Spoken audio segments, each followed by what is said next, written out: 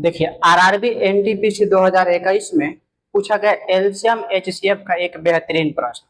इस प्रश्न को बना करके और जल्दी से देखिए कि आपका आंसर कितना आ रहा है। बहुत ही मामूली प्रश्न है, मात्र एक फॉर्मूला, और इस प्रकार के प्रश्न हर बार किसी न किसी परीक्षा में पूछता है और आप सिर्फ एक फॉर्मूला याद रख करके ऐसे प्रश्नों को बना सकते हैं। अगर एक फॉर्मूला आपके कई सारे एग्जाम के प्रश्नों को बनाने में मदद कर सकता है तो आपको उस फॉर्मूले को याद रखनी चाहिए।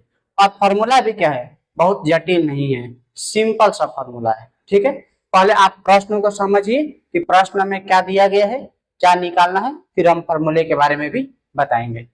दो संख्याओं का एचसीएफ 20 है और उनका एलसीएम 400 है।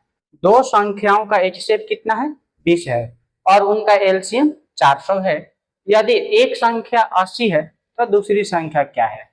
दो संख्याओं का एलसीएम और एचसीएफ आपको दिया गया है, एक संख्या भी दिया गया है और दूसरी संख्या आपको बताना है कि कौन सी है। ठीक है, तो देखिए आपको पता है कि दो संख्याओं का गुणनफल बराबर एचसीएफ गुणे एलसीएम होता है, यानी कि पहली संख्या गुणे दूसरी संख्या बराबर एचसीएफ गुणे एलसीएम। ठीक है, फॉर्मूला क्या होता है, पहली संख्या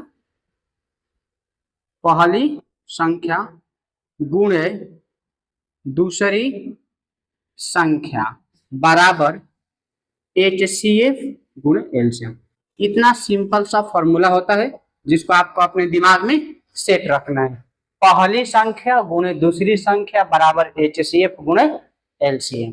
ठीक है, अब आपको यहाँ पर दिया गया है कि एक संख्या 80 है, इसका मतलब यह हो गया कि पहली संख्या 80 है और दूसरी संख्या आपको मालूम नहीं है, वही निकालना है। तो आपको पहली संख्या के जगह पर क्या लिख दीजिए, 80, और दूसरी संख्या के जगह पर कुछ भी नहीं दिया है तो कुछ भी मत लिखिए, छोड़ दीजिए दूसरी संख्या, बराबर एचसीएफ। तो एचसीएफ आपको दिया गया है 20, तो एचसीएफ के जगह पर आप क्या लिख दीजिए, 20। एलसीएम के जगह पर आपको दिया गया है 400। देखिए तो कितना आराम से आप इसका मान रखने में, ये मान रखने सीख गए हैं। अब देखिए, अब आप क्या काम करते हैं और हम क्या करेंगे, दोनों में कितना अंतर है। आप सबसे पहले इन दोनों में गुणा करते हैं। आपका पहला काम क्या है कि इसमें आप गुणा कर देते हैं, लेकिन थोड़ा सा ठहरिए। आप देख रहे हैं कि सभी स्टेप गुणा के रूप में ही दिया गया है, तो आप पहले 80 को बराबर के दूसरे साइड में ले जाइए। हो सकता है तो आपको इतना लंबा कैलकुलेशन करने की आवश्यकता ही नहीं पड़ेगी। अब आप लिखिए यहाँ पर दूसरी संख्या बराबर 20 गुणे 400, 20 गुणे 400, और इधर गुणे 80 है ना, तो बराबर के दूसरे साइड में जाएगा तो भागा होगा। और अब आप इसको आराम से कैंसिल कर सकते हैं। देखिए 20 से कट जाएगा 4 बार में और ये 4 से कट जाएगा 100 बार में, यानी कि दूसरी संख्या कौन सी है, तो दूसरी संख्या है 100, जो कि आपका ऑप्शन नंबर सी सही है।